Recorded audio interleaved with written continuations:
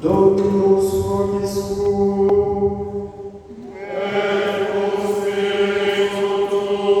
Lectio Sancti Evangelii secundum Ioannem.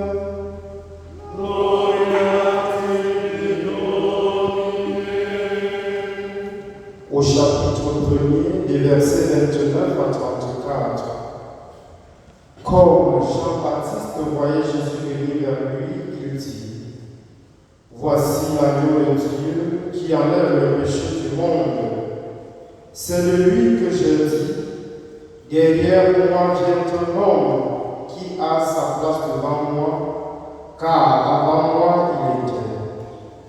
Je ne le connaissais pas, mais si je suis venu baptiser dans l'eau, c'est pour qu'il soit manifesté au peuple d'Israël. Alors Jean rendit ce témoignage: J'ai vu l'Esprit descendre du ciel comme une colombe et demeurer sur lui. Je ne le connaissais pas, mais celui qui m'a envoyé baptiser dans l'eau m'a dit: L'homme sur qui tu verras l'Esprit descendre et demeurer, c'est celui-là qui baptise dans l'Esprit Saint. Oui, j'ai vu et je rends ce témoignage. C'est lui le Fils de Dieu.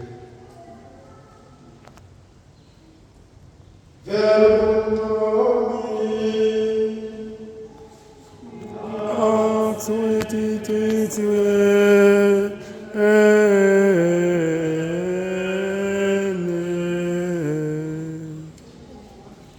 Chers frères et sœurs, le serviteur de Dieu venu rassembler les tribus d'Israël en tant que Messie, et donc le Seigneur Dieu a fait la lumière des nations, lumière du salut et de la vie, c'est Jésus-Christ que Jean-Baptiste a désigné sur les bords du Jourdain comme l'agneau de Dieu.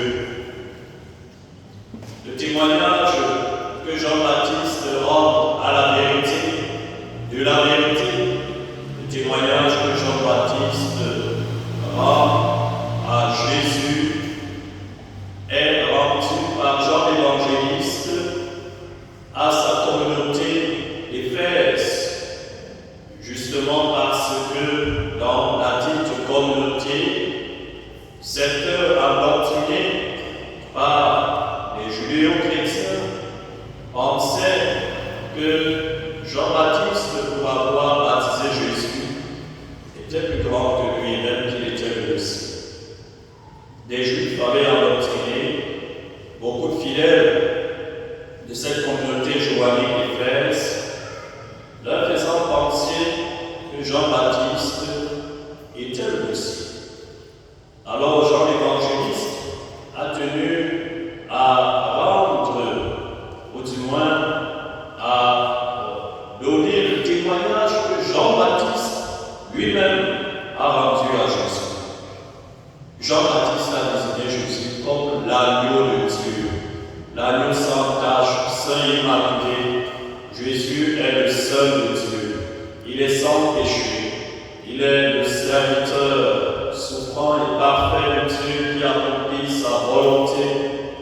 Le Seigneur, comme nous l'avons chanté dans le psaume, ne voulait ni offrande, ni sacrifice, ni holocauste, ni victime. Alors, le serviteur, dont il aurait l'oreille, a dit: Voici, je viens faire ta volonté. Ce serviteur, Jésus-Christ, s'est immolé lui-même, s'est offert en sacrifice comme la victime parfaite et sans tache, comme l'agneau de Dieu qui ôte, qui enlève le péché du monde. L'agneau nous renvoie justement dans la tradition biblique au sacrifice expiatoire du péché. Et vous savez aussi que Dieu, lors de la sortie d'Égypte, avait demandé aux fils d'Israël de répandre le sang des agneaux sur les linteaux de leurs portes pour que leurs premiers-nés furent épargnés des affres de l'ange exterminateur de la mort.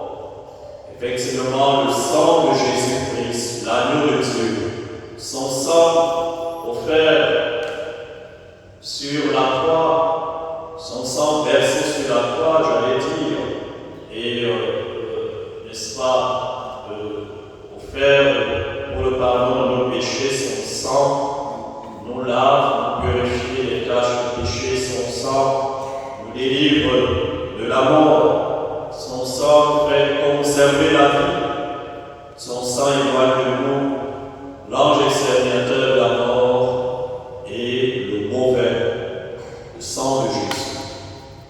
Il n'y a pas de sang de coq, de chèvre, il n'y a pas d'autre sacrifice expiatoire, propitiatoire, qui nous obtient la faveur, la grâce, la bénédiction du Seigneur. Il n'y a pas d'autre sacrifice qui nous obtient la protection que le saint sacrifice de Jésus-Christ qui est réactualisé pendant la célébration de l'Eucharistie.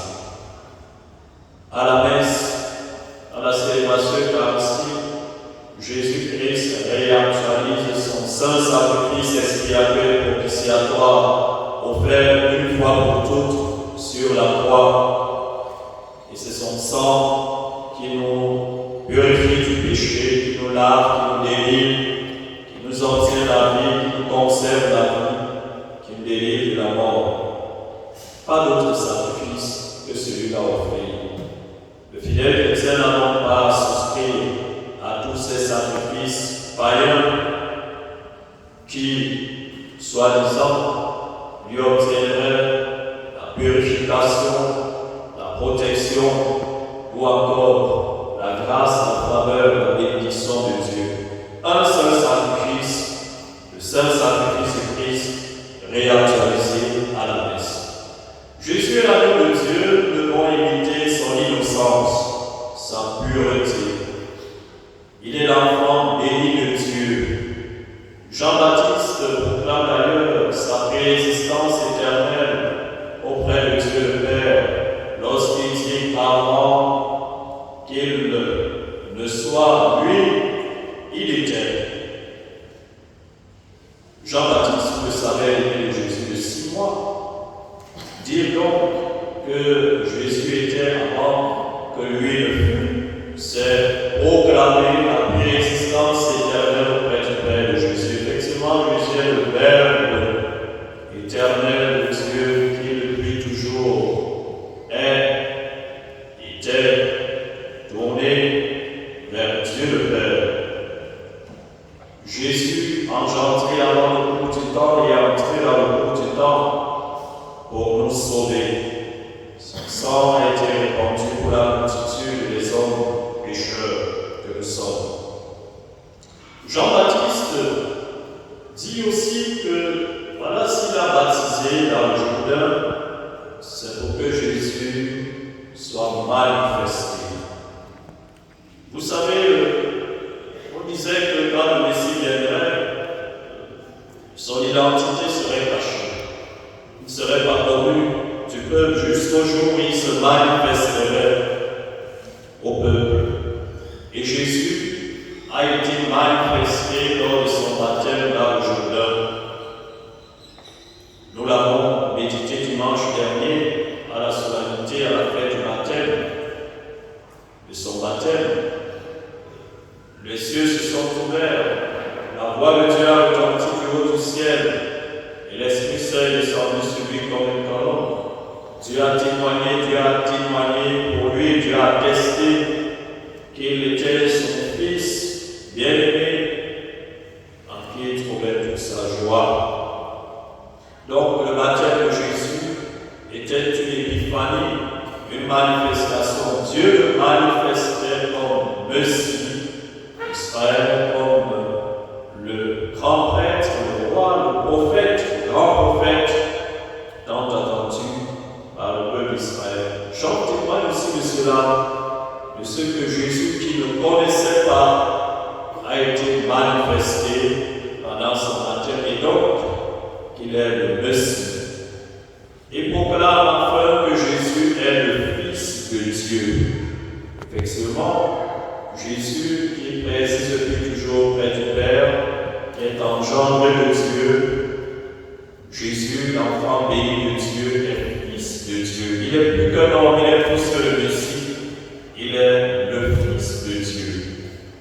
Voilà le témoignage de Jean-Baptiste, le témoignage rendu à la vérité, le témoignage de la vérité, le témoignage que Jésus-Christ est le Messie, le Fils de Dieu, l'agneau sans tache qui nous délivre du péché et de la mort. Nous aussi sommes appelés à rendre, comme Jean-Baptiste, ce témoignage de Jésus-Christ, ce témoignage de la vérité, ce témoignage à la vérité devant la face du monde.